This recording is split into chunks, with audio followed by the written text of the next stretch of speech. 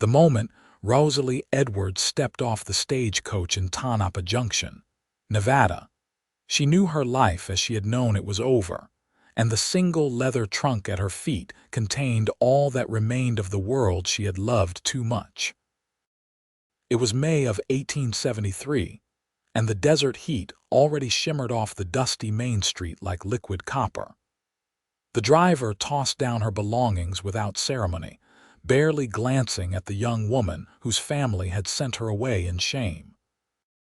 At 21 years old, Rosalie had committed what her Philadelphia family considered an unforgivable sin. She had loved books more than suitors, learning more than marriage prospects, and intellectual pursuits more than the social climbing expected of a proper young lady. Her Aunt Meredith waited at the edge of the wooden boardwalk, lips pressed thin as a knife blade. "So you are the bookish niece," the older woman said, her voice carrying the particular disdain that only family could muster. "Your mother wrote that you needed correction, that you spent your dowry money on books instead of trousseau items." Rosalie lifted her chin, her russet hair catching the harsh Nevada sunlight. "I spent my own money on education. There is no shame in that." "No shame." Aunt Meredith's laugh was brittle. "You turned down 3 perfectly suitable marriage proposals to attend lectures at the university. You were found in the company of professors discussing philosophy. You neglected every social engagement to read. Your behavior became the scandal of Philadelphia society. I wanted to learn. I wanted to understand the world beyond drawing rooms and tea services. And now you will learn what happens to women who forget their place." Her aunt gestured toward a small shop across the street. "You will work in my dry goods store. You will behave as a proper woman should. And you will forget this ridiculous obsession with books. I will not have you bringing shame to my household as you did to your parents."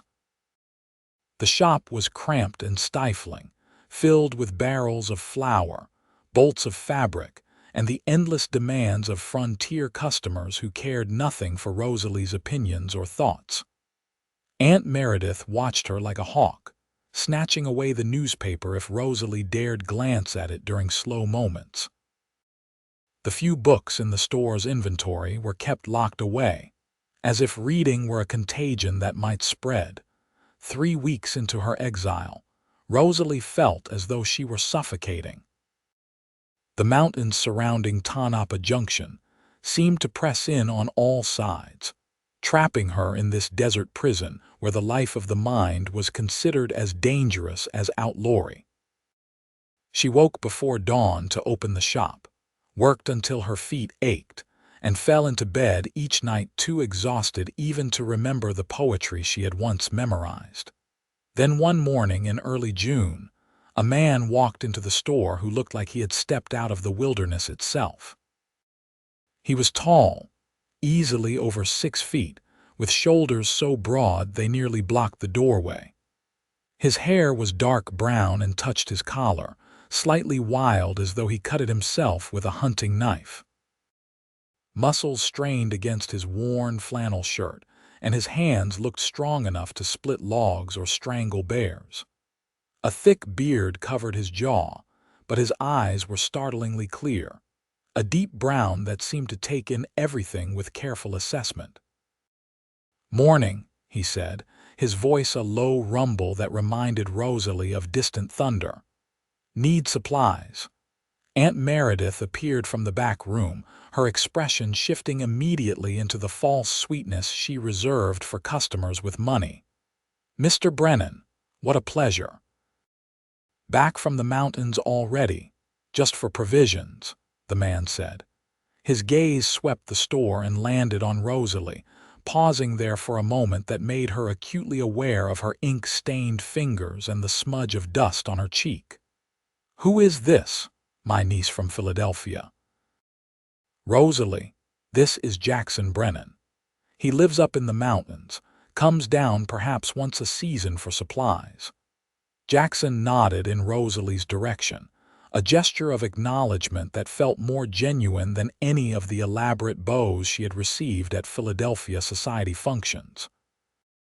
There was something in the way he looked at her, as though he actually saw her rather than simply cataloging her usefulness as a potential wife or social connection. "I need flour, sugar, coffee, salt," Jackson said, turning his attention to the list of supplies. "Ammunition for a Winchester. Canvas for patching my tent, and if you have any lamp oil, I will take what you can spare." As Aunt Meredith bustled about gathering items, Rosalie found herself stealing glances at this mountain man. Everything about him spoke of self-reliance and strength. His clothes were clean but worn, mended in places with careful stitches. His boots had seen years of hard use. This was a man who lived on his own terms, answerable to no one. "Your niece looks like she has never seen a mountain man before," Jackson observed, and Rosalie realized he had caught her staring. "She has never seen much of anything useful," Aunt Meredith said sharply. "She comes from a city where women spend their time on foolish pursuits." "What kind of foolish pursuits?" Jackson asked, his tone carrying genuine curiosity rather than mockery. Rosalie opened her mouth to respond, but her aunt cut in quickly. "Reading. Constant, obsessive reading. Her family sent her here to break her of the habit." Something shifted in Jackson's expression. "Reading is foolish. For a woman of her station, yes. She needs to learn practical skills, not fill her head with stories and philosophy." Jackson's eyes returned to Rosalie, and this time she saw something like understanding in their depths. "I read," he said simply. "Every book I can get my hands on. It is how I learned to survive in the mountains, how I learned about weather patterns, animal behavior, medicine. Reading saved my life more than once." Aunt Meredith's smile became strained. "Well, that is different. You are a man, and you use it for practical purposes." "I also read poetry," Jackson continued, his gaze never leaving Rosalie's face.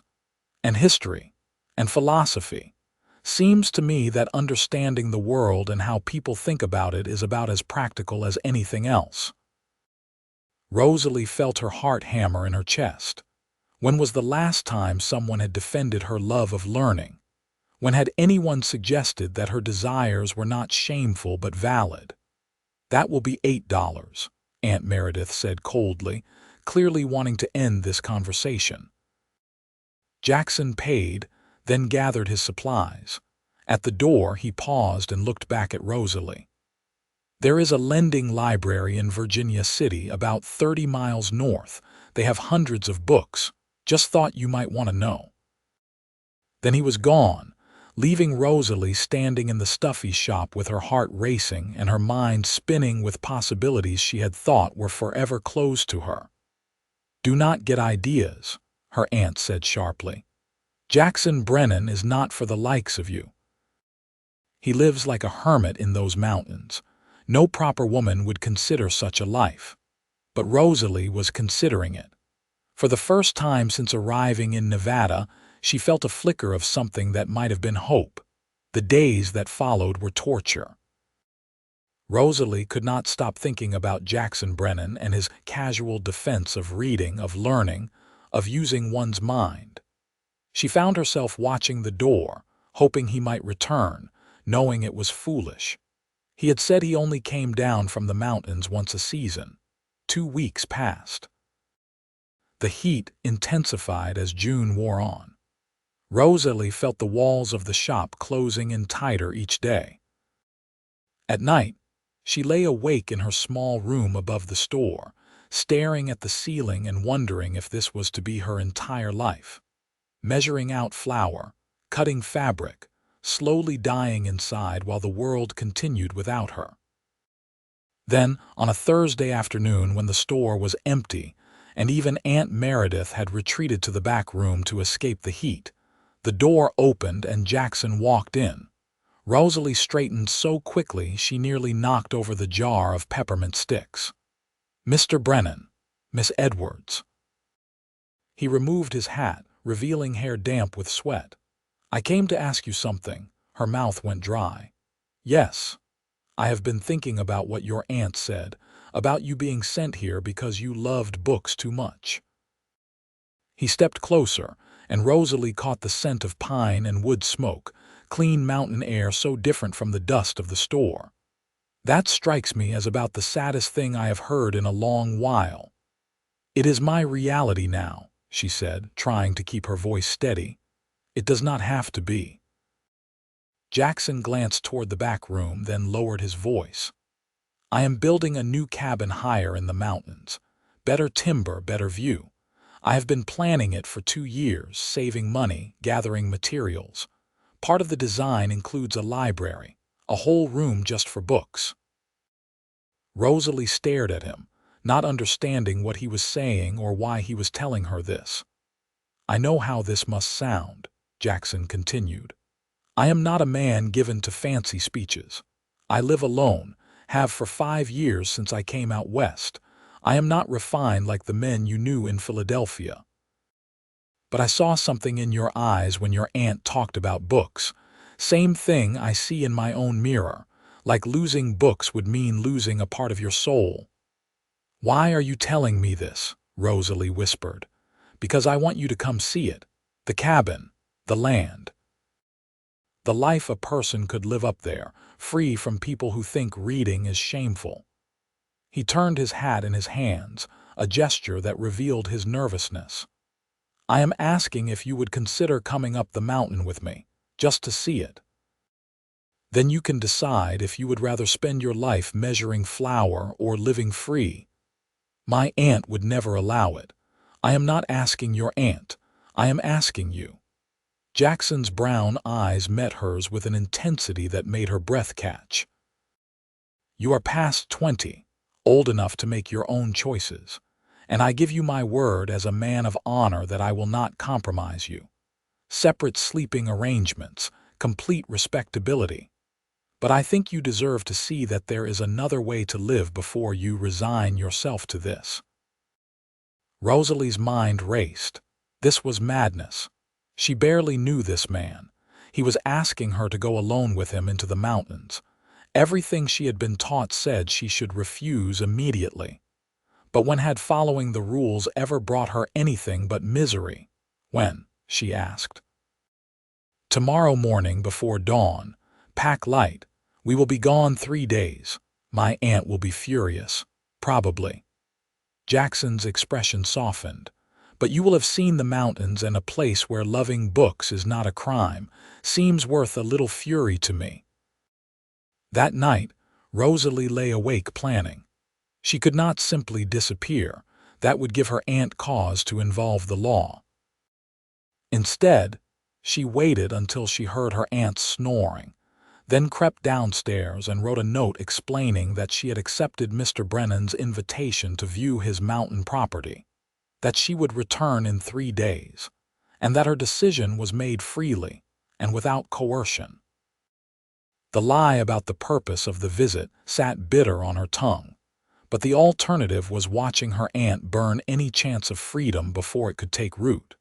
She was waiting by the edge of town when Jackson appeared, just as the sky began to lighten in the east.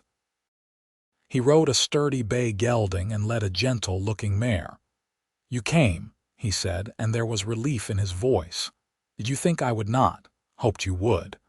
But I would have understood if you decided it was too risky." He dismounted and helped her up onto the mare, his large hands steadying her with careful strength. "It is about a 4-hour ride.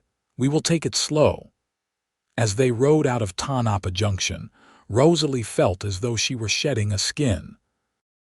The desert gave way to scrub brush, then scattered pines, then thick forest. The air grew cooler and sweeter.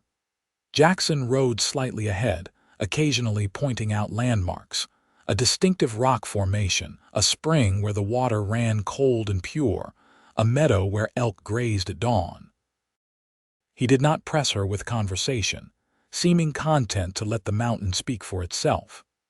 Rosalie found herself relaxing, watching the way sunlight filtered through pine branches and listening to birdsong she had never heard before.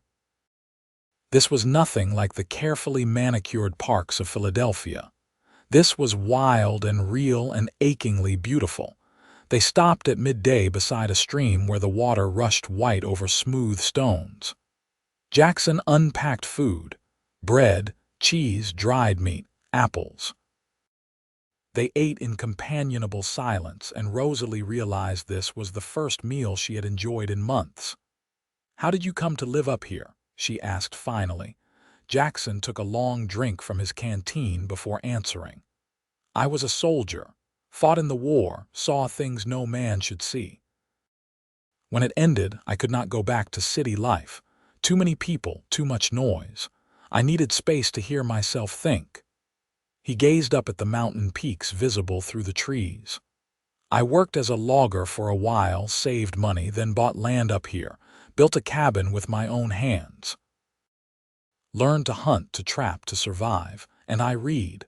Every book I could get by mail or trade for in Virginia City. Books taught me everything I needed to know." "What do you read?" Rosalie asked, fascinated. "Everything. Right now I am working through Darwin's writings. Before that it was Shakespeare. I have a whole shelf of practical books about farming, forestry, animal husbandry. Another shelf of history, philosophy, poetry, some dime novels when I want something lighter." He looked at her with those deep brown eyes. "What about you? What did you read before they tried to stop you?" The floodgates opened. Rosalie told him about the lectures she had attended on Greek philosophy, the volumes of poetry she had memorized, her fascination with the new scientific discoveries being made in Europe. She talked about the world of ideas she had discovered, the way books had made her feel connected to something larger than the narrow social world of Philadelphia society. Jackson listened with complete attention, occasionally asking questions that showed he genuinely understood what she was saying. As they talked, Rosalie realized this was the conversation she had been desperate for her entire adult life. Not small talk about weather and gossip, but real exchange of ideas with someone who valued learning as much as she did. "We should keep moving," Jackson said finally. "Want to reach the cabin before dark." They rode higher into the mountains. The terrain grew steeper, the air thinner. Rosalie's legs ached from riding, but she would not complain. Every minute away from Tonopah Junction felt like a gift. As the sun began to lower, they rounded a bend and Rosalie gasped.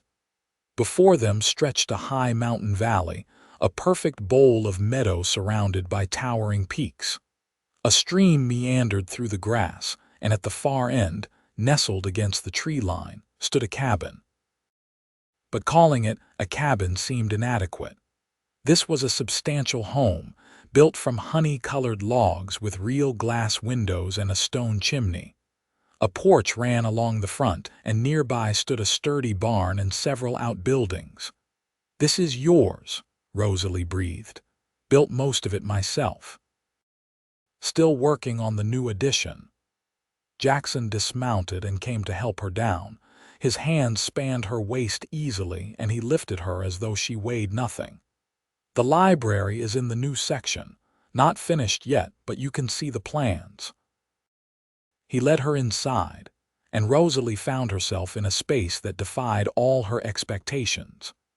The main room had a large stone fireplace, comfortable furniture made from rough-hewn wood, and softened with blankets and cushions. Everything was scrupulously clean and well organized. Windows let in views of the meadow and mountains beyond. But what made Rosalie's heart soar was the books. They lined shelves along 2 walls, hundreds of volumes in various states of wear. She moved toward them as though drawn by a magnet, running her fingers along the spines with reverent wonder. "You really did build a library," she whispered. "Told you." Jackson stood in the doorway, watching her with an expression she could not quite read. "But that is nothing compared to what I am building in the addition. Come see." He led her through a doorway into a space that was still raw wood and construction. But Rosalie could see immediately what it would become. One entire wall was nothing but windows, flooding the room with light and offering a breathtaking view of the mountains. The other 3 walls were already fitted with shelves, floor to ceiling, waiting to be filled. "I have been ordering books by mail," Jackson said. "They take months to arrive, but it does not matter. This room will hold thousands when it is done. Every book I ever wanted to read, all in one place." He turned to her. "That is what I wanted you to see, that loving books is not shameful, that you are not broken or wrong for wanting to learn, that there is a life possible where nobody would ever punish you for reading." Rosalie felt tears prick her eyes. The magnitude of what he had built, the patient years of work and planning, the sheer understanding of what it meant to need books like other people needed air, it overwhelmed her completely. "Why did you bring me here?" she asked. "Why me?" Jackson was quiet for a long moment. "Because I saw myself in you, that desperate look of someone slowly dying from lack of books. I have lived alone for 5 years, and I have been content. But seeing you in that store, watching the light fade from your eyes as your aunt talked about breaking you, I could not stand it." He took a step closer. "I know this is forward. I know we barely know each other, but I wanted you to know that another life is possible. And if you wanted it, if you could see yourself here, then maybe we could figure out how to make that happen. You are asking me to marry you." It was not a question. "I suppose I am. Or I am asking if you might consider it. Not now, not until you know me better. But I wanted you to see what I could offer. It is not Philadelphia society or fancy dresses. It is hard work and isolation and long winters, but it is also freedom. Freedom to read, to learn, to be exactly who you are without apology." Rosalie looked around the library room again. Sunlight poured through the windows, turning the raw wood golden. She could picture it finished, filled with books, a desk by the window where she could write and study. She could imagine winter evenings by the fire, discussing philosophy with a man who understood. She could see a life that honored the part of her that Philadelphia had tried so hard to kill. "I need to think," she said. "This is so much, so fast.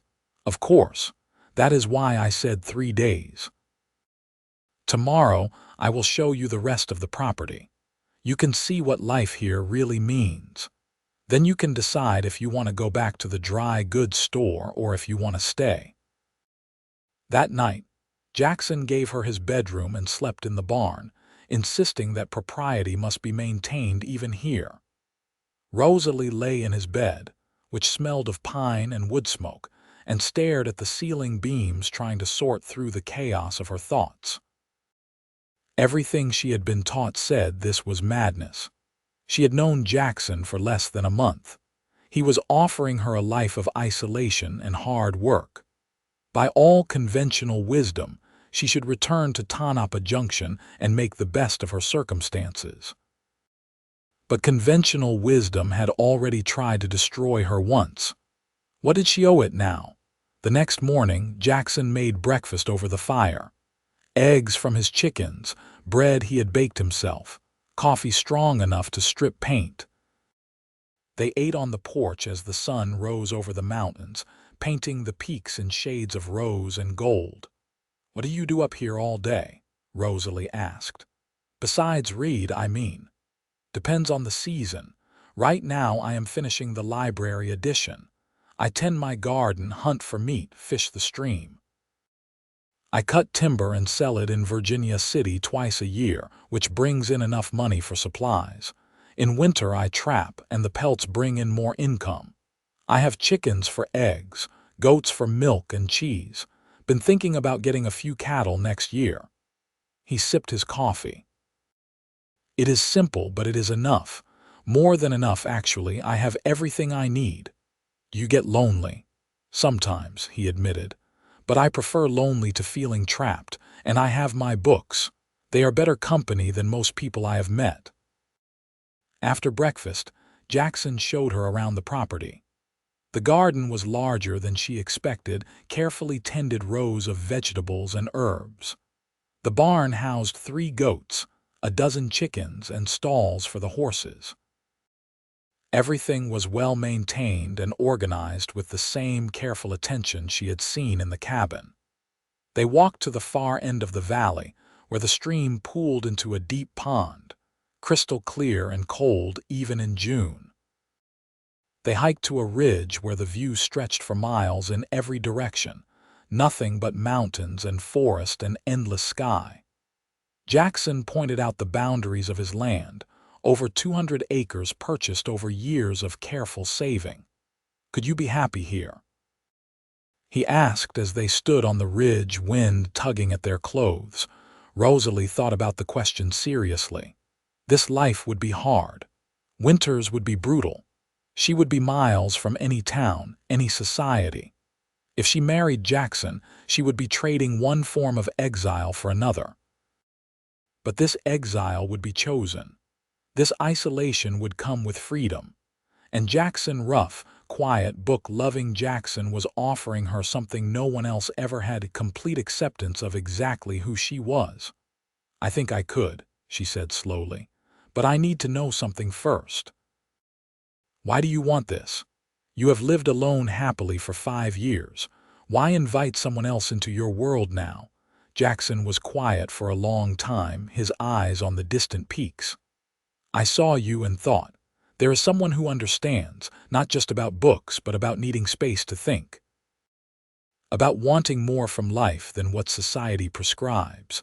I have been alone by choice, but seeing you made me realize I might have been waiting for the right person all along." He turned to face her fully. "I am not offering you a grand romance out of a novel. I cannot promise passion or poetry. But I can promise honesty, respect, and a partner who will never, ever try to diminish your mind or your spirit." "That might be worth more than passion," Rosalie said. Something shifted in Jackson's expression. "Then you are considering it?" "I am considering that going back to Tonopah Junction would be a kind of death.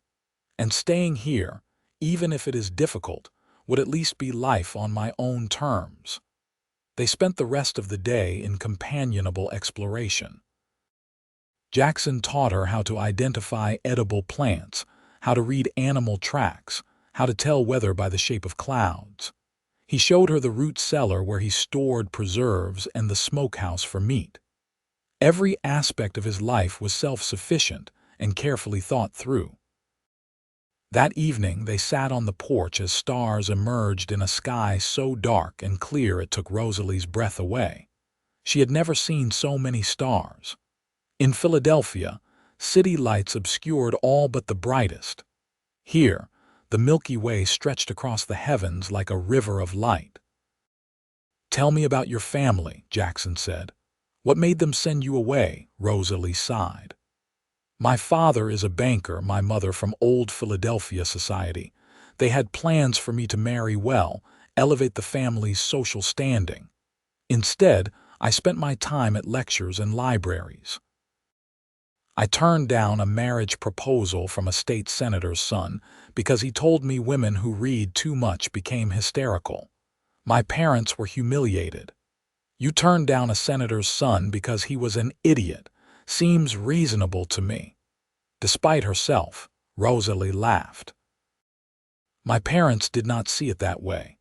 When I used my dowry money to pay for private tutoring in Greek and philosophy, that was the final straw. They sent me to Aunt Meredith to be reformed into a proper woman." She looked up at the stars. "I think they hoped I would become so miserable I would beg to come home and agree to marry anyone they chose. Will you go home and marry?" "No." The word came out with absolute certainty. "Even if I do not stay here, I will not go back to that life. I would rather die a spinster working in my aunt's shop than marry a man who thinks my mind is a problem to be solved." "Then stay here." Jackson's voice was low but intense.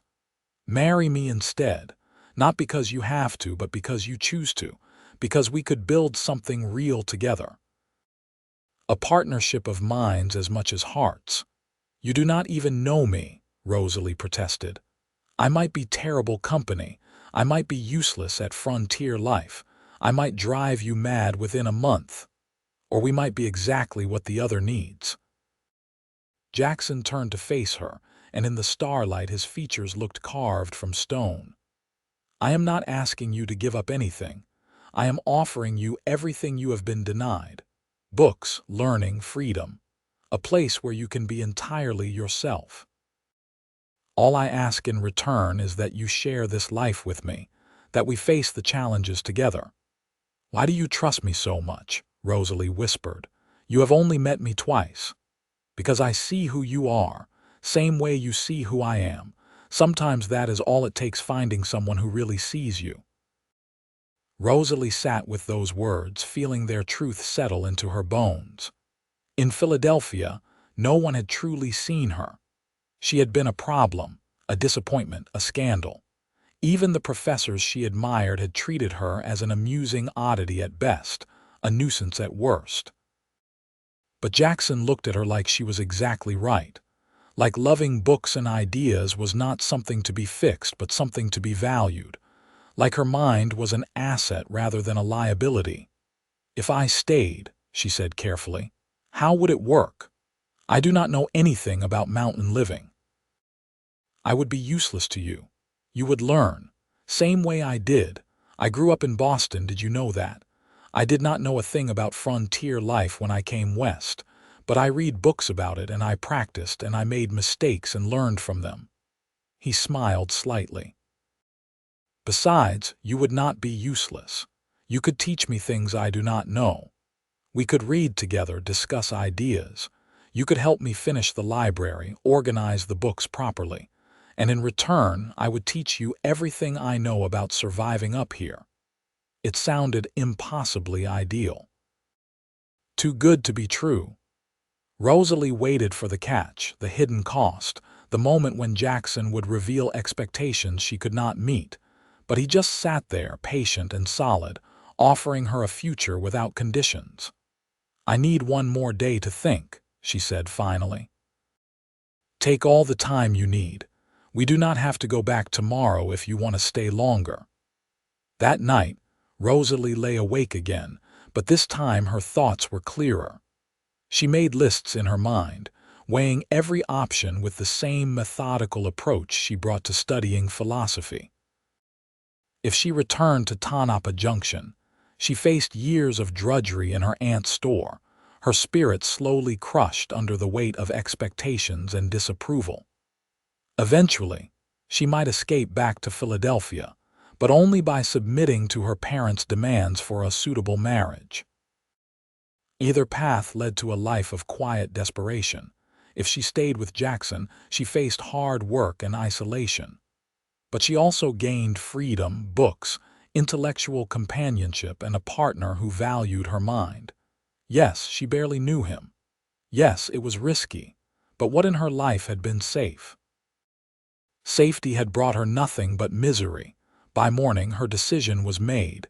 She found Jackson in the library addition, planing boards for new shelves. He looked up when she entered, and she saw hope and fear warring in his eyes. I will stay, Rosalie said. If the offer still stands, I will marry you. Jackson set down his tools carefully, as though afraid sudden movement might shatter the moment. You are certain? I am certain that I cannot go back to being someone I am not. I am certain that what you offer is more than anyone else ever has. I am certain that loving books brought me here, and maybe that means this is where I am supposed to be. She stepped closer. I cannot promise I will be a perfect frontier wife, but I promise I will try my best, and I will never resent you for bringing me here. And I promise to never make you regret staying. They stood there in the half-finished library, sunlight streaming through the windows, and Rosalie felt something inside her unlock. For the first time in her 21 years, she was choosing her own path. Not the one her parents wanted, not the one society demanded, but the one that honored who she truly was. We should do this properly, Jackson said. "Ride down to Virginia City, find a preacher, get married legal. I want no question about this being legitimate." "What about my aunt?" "What about her? You are of age. She has no legal claim on you. If she makes trouble, we will handle it together." The ride down to Virginia City took most of a day. Jackson packed carefully, bringing money and papers to prove his land ownership. Rosalie wore her best dress, though it was travel-stained now. She should have been nervous, but instead she felt a strange calm. This was right. Every instinct she had told her so. Virginia City was a bustling mining town, 10 times the size of Tonopah Junction and 100 times more chaotic. The streets were crowded with prospectors, merchants, saloon girls, and every variety of frontier character. Jackson navigated through it all with quiet confidence, leading Rosalie to a white church at the edge of town. The minister was an older man named Reverend Thomas, who asked them several questions to ensure Rosalie was acting of her own free will. When he was satisfied, he performed a simple ceremony in the empty church. Jackson produced a ring he had apparently been carrying, a simple gold band that fit Rosalie's finger perfectly. "I pronounce you man and wife," Reverend Thomas said. "May God bless your union." Just like that, Rosalie Edwards became Rosalie Brennan. She was married to a mountain man she had known for 3 weeks. It should have terrified her. Instead, she felt free. They spent their wedding night in a Virginia City hotel, in separate rooms because Jackson insisted on maintaining propriety until they returned to the cabin. "I want you to be sure," he said. "Truly sure without feeling rushed." "I am sure," Rosalie insisted, but she appreciated his thoughtfulness nonetheless. The next morning, Jackson took her to the lending library he had mentioned on that first day. It was a small establishment run by a formidable woman named Mrs. Palmer, and when Jackson explained that his new wife was a passionate reader, the older woman's face lit up. Finally, someone else who appreciates literature in this God-forsaken town.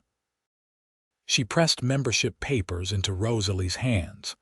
"You can borrow up to 10 books at a time, keep them for 3 months.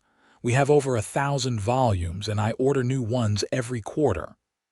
Rosalie walked through the stacks like someone in a dream. So many books, all available to her. Philosophy, science, history, novels. She selected her 10 carefully, already planning her next visit. They also stopped at a bookstore where Jackson told her to choose whatever she wanted. "For our library," he said. "Our wedding present to each other." Rosalie selected volumes on botany, astronomy, poetry, and a beautiful illustrated edition of Shakespeare's collected works.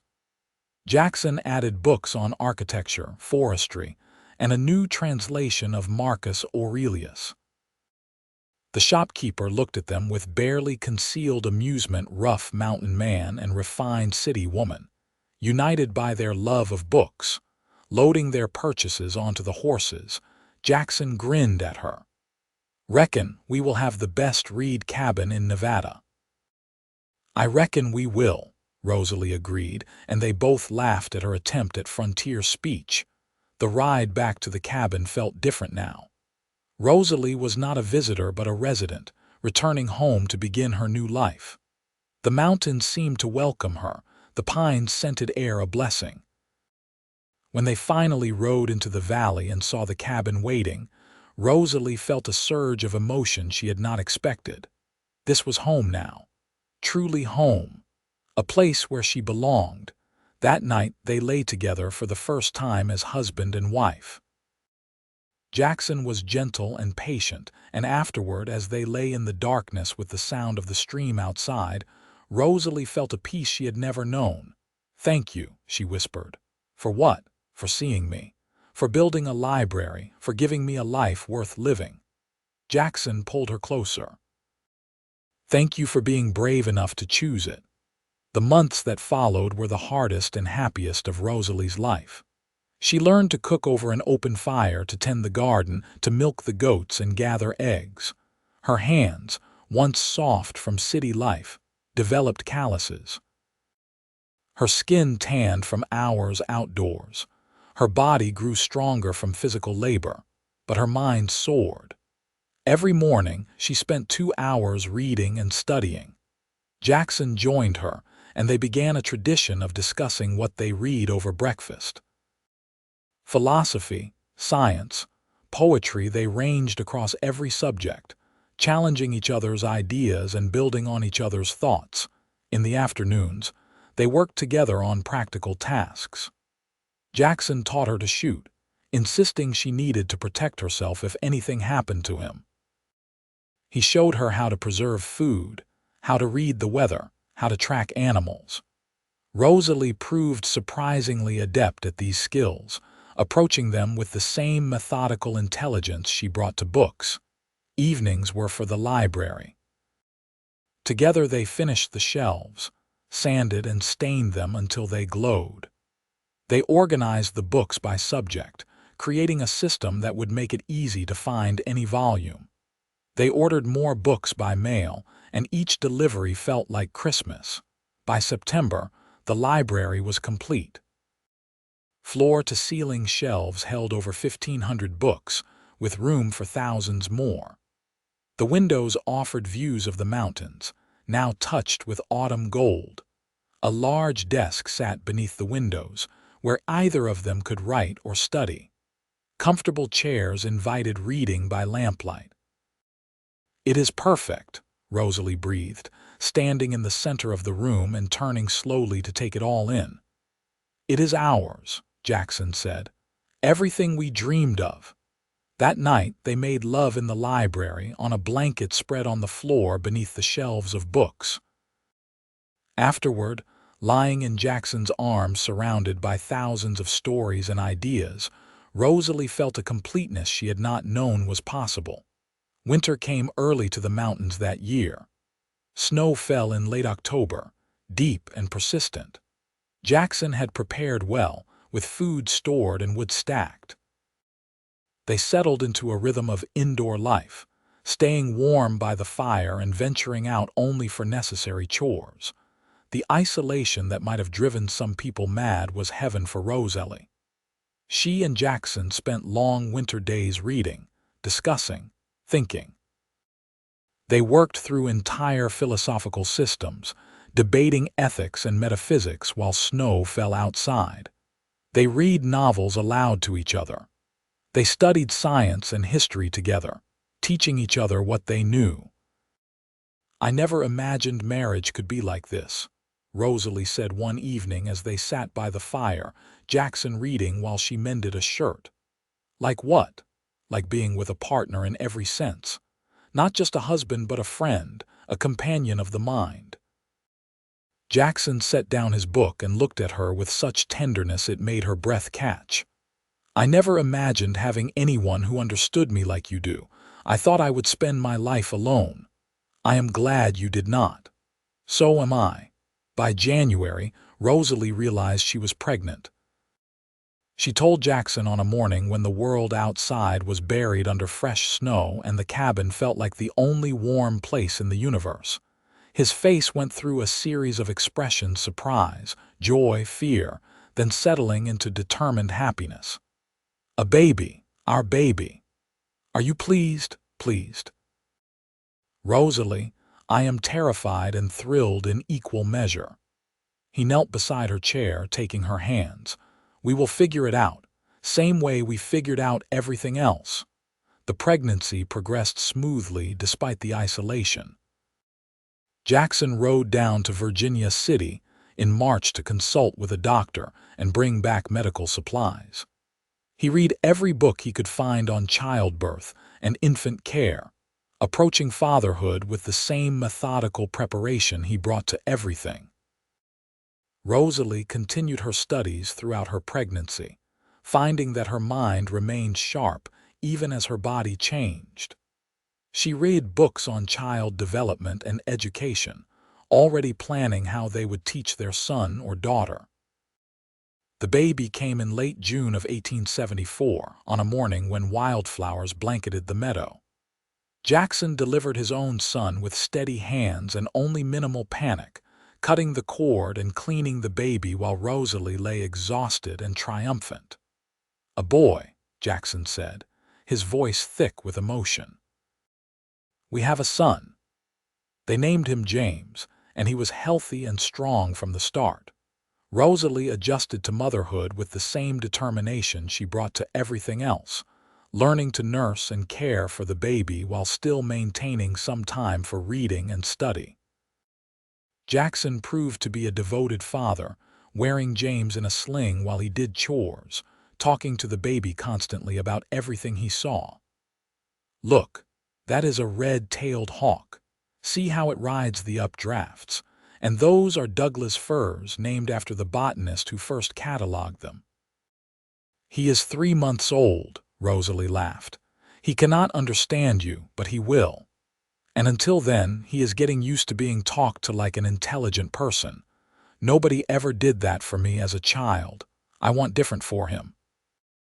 By the time James was a year old, Rosalie realized she could not imagine any other life. Yes, it was hard. Yes, they were isolated. But they had built something extraordinary, a home where learning was valued, where both parents shared equally in work and child rearing, where love was expressed through respect and partnership. One afternoon in late summer, a wagon appeared on the road leading to their valley. Jackson tensed immediately, reaching for the rifle he kept near the door. "Who would come all the way up here?" Rosalie asked, holding James close. The wagon drew closer, and Rosalie's heart sank.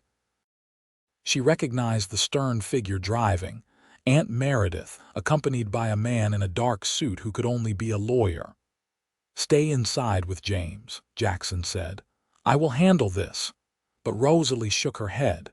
"No, if she has come to make trouble, I will face it." They went out together to meet the wagon. Aunt Meredith climbed down, her face tight with disapproval. "So it is true," she said without preamble. "My niece, living in sin with a mountain hermit." "We are married," Rosalie said calmly. "Legally married by a minister in Virginia City. This man is my husband, and this is our son." The lawyer cleared his throat. "Mrs. Brennan, your family sent me to determine if you are being held against your will. If you wish to return to Philadelphia, arrangements can be made. I am exactly where I wish to be. Your parents believe you have been coerced or deluded. They insist that no woman of sound mind would choose this life. Then they do not know me at all." Rosalie shifted James to her other hip. "I chose this life freely. I am happy here.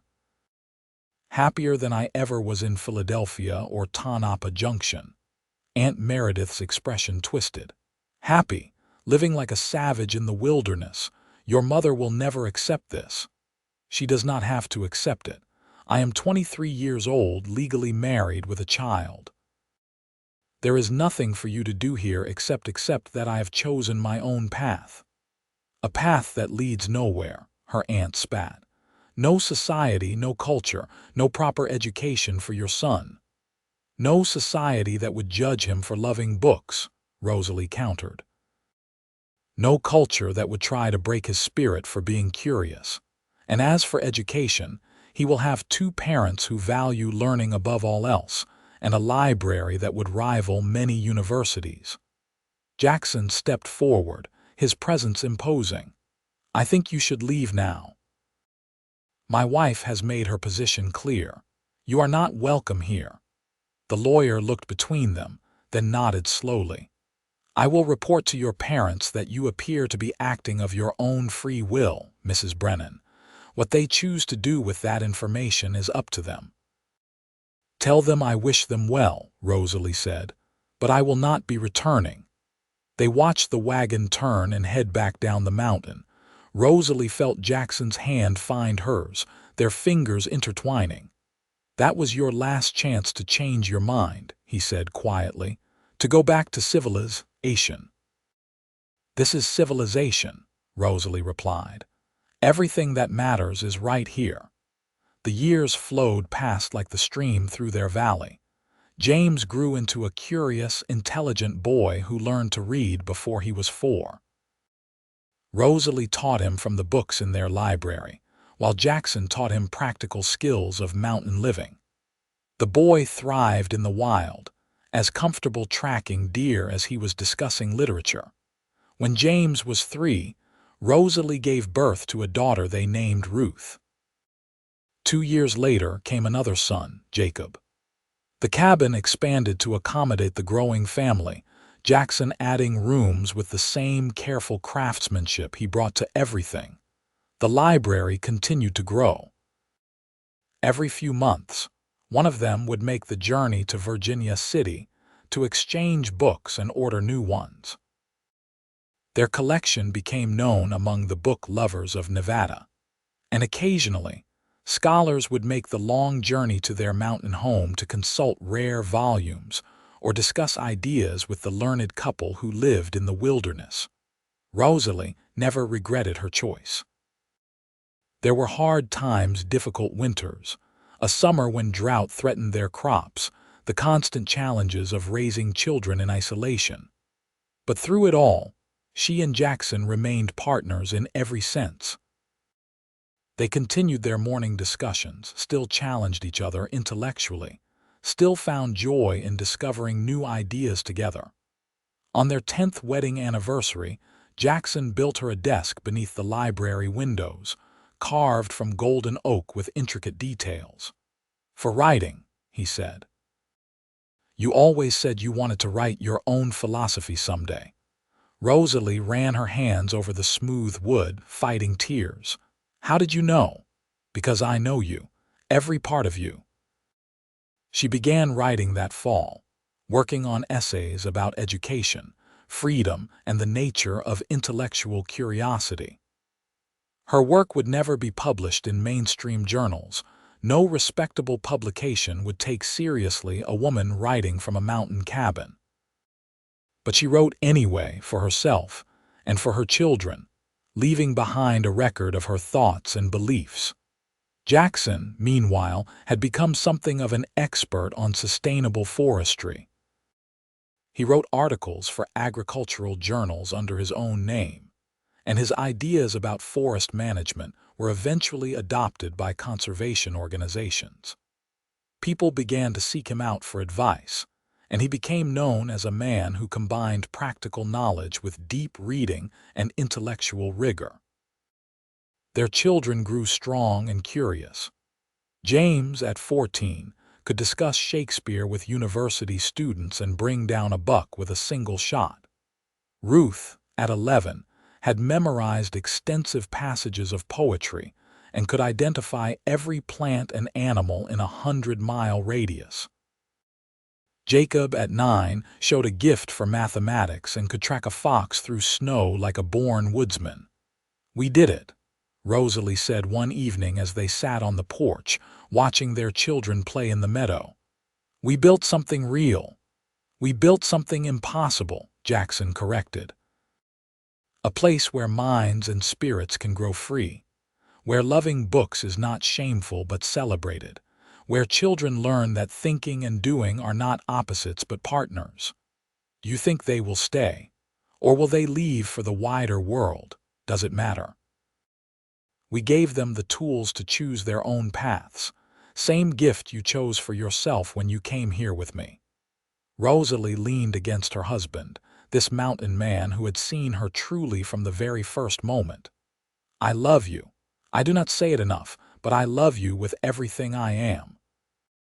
"I know. I have always known, just like you have always known how much I love you." Years continued to pass. James went east for university at 18, studying forestry and environmental science. He returned 3 years later with a wife as bookish as his mother and a determination to implement sustainable logging practices throughout Nevada. He built his own cabin on the far side of the valley, and Jackson deeded him a portion of the land. Ruth showed no interest in leaving. She took over the teaching of her younger brothers. By then, There were 6 children in total, and began a correspondence with botanists across the country. Her detailed illustrations of mountain flora eventually became the basis for a published field guide, though she never left the mountain to accept the acclaim. Jacob went to sea at 16, hungry for adventure, but he wrote long letters home filled with observations and questions. He always returned between voyages, restless in cities but peaceful in the mountains. The other children, Matthew, Daniel, and Sarah, found their own paths, some staying close and some ranging far. But all of them carried with them the lessons of the library, the understanding that learning and curiosity were gifts to be treasured. On a golden afternoon, in September of 1895, Rosalie sat in the library that had grown to over 5,000 volumes. She was 43 years old, her hair touched with silver, her hands marked by decades of hard work. Through the window, she could see Jackson in the meadow with their youngest grandchild, teaching the little girl to identify bird calls. He was 50 now, his beard fully gray but still strong and vital. Time had only deepened the bond between them. They still had their morning discussions. They still challenged each other intellectually. They still read together by lamplight and made love with the comfortable passion of long partnership. A knock at the door pulled Rosalie from her thoughts. She opened it to find a young woman standing there, travel-worn and nervous, with a familiar desperate hunger in her eyes. Mrs. Brennan. "My name is Catherine Porter. I was told you might help me. I was sent away from Boston because I refused to marry and wanted to attend college instead. Someone in Virginia City said you once made a similar choice." Rosalie looked at this young woman and saw herself 22 years ago, frightened and desperate and brave. "Come in," she said. "Let me tell you about choosing your own path." Over tea, Rosalie shared her story. Catherine listened with eyes growing wider, her expression shifting from desperation to hope. When Rosalie finished, the young woman was crying. "I thought I was alone. I thought there was something wrong with me for wanting more than marriage and motherhood." "There is nothing wrong with you. And you are not alone." Rosalie refilled her tea. "There are more of us than you know, women who love learning, who need intellectual freedom like air. The world tries to shame us for it, but that is the world's failing, not ours. What should I do? That depends on what you want. If you want to return east and fight for your right to education, I can help you find supporters. If you want to stay west and build a different kind of life, I can help with that too." Catherine looked around the library, taking in the thousands of books, the comfortable chairs, the view of mountains through the windows. "Did you ever regret it? Choosing this isolated life?" "Not for a single moment. I gained everything that mattered: freedom, love, partnership, and the ability to live according to my own values." Rosalie smiled. "But that was my choice. You need to make yours." Catherine stayed for 3 days, during which she met Jackson and the children, explored the valley, and spent long hours talking with Rosalie about everything from philosophy to practical matters of frontier life. On the 3rd day, she announced her decision. "I want to go back east. I want to fight for women's right to education. But I needed to know it was possible to live differently, to make my own choices and survive. Thank you for showing me that." Rosalie helped her prepare for the journey, sending her off with letters of introduction to progressive educators and women's organizations. She watched Catherine ride away with the same sense of completion she had felt all those years ago when she chose to stay. "You just changed that girl's life," Jackson said, coming to stand beside her. "Maybe. Or maybe I just showed her what was already possible, the way you showed me." He pulled her close, and they stood together watching the sun set over their mountain kingdom. Rosalie thought about the strange path her life had taken, from Philadelphia society to mountain cabin, from shame to freedom. She thought about the library that had started as a dream and became the center of a life rich with meaning. "Do you ever wonder what would have happened if you had not walked into that store?" she asked Jackson. "Every day. And every day I am grateful I did." The years rolled on, bringing the new century with its changes and challenges. The mountain remained constant, and so did the library. Rosalie and Jackson grew older together, their minds staying sharp even as their bodies slowed. They added to the library until it held over 7,000 volumes, a collection that became legendary among book lovers throughout the West. They published a joint memoir in 1905, titled Freedom in the Mountains, a marriage built on books. It caused a minor scandal and sold surprisingly well, touching a nerve among people who had felt the same constraints they had escaped. Letters poured in from women across the country thanking them for showing an alternative path. Jackson died peacefully in his sleep in 1910, at the age of 65. Rosalie held his hand as he slipped away, whispering lines from the poetry they had read together across 40 years of partnership. She buried him in the meadow he loved, beneath a stone carved with a single line. He built a library for love. Rosalie lived another 15 years, dying at 73 with her children and grandchildren around her. Her last words were a quote from Thoreau, one of the first books she and Jackson had discussed together. "I went to the woods because I wished to live deliberately." The library remained, passed down through generations of Brennans who understood its significance. It grew to over 10,000 volumes, becoming a research destination for scholars interested in frontier intellectualism.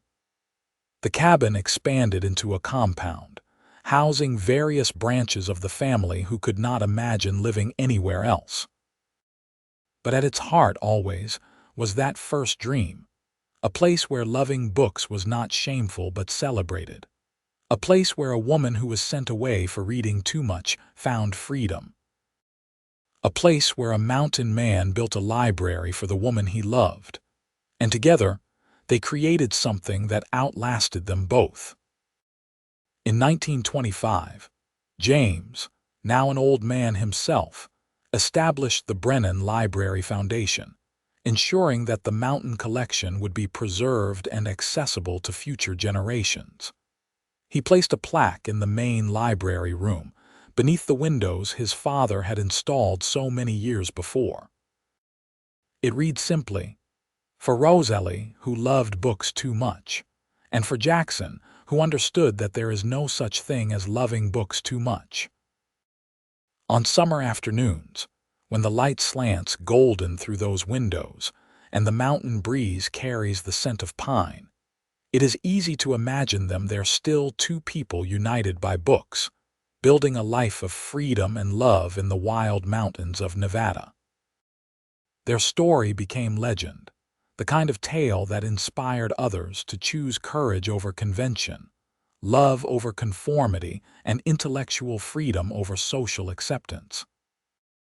The library stands to this day, a testament to the truth that brought them together, that the greatest romance is not found in submission or sacrifice, but in the meeting of two minds that recognize and honor each other completely.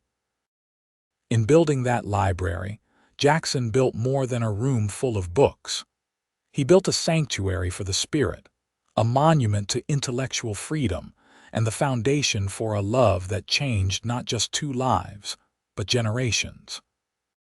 And it all began with a woman who loved books too much, a mountain man who understood, and the belief that freedom, true freedom, is worth any price.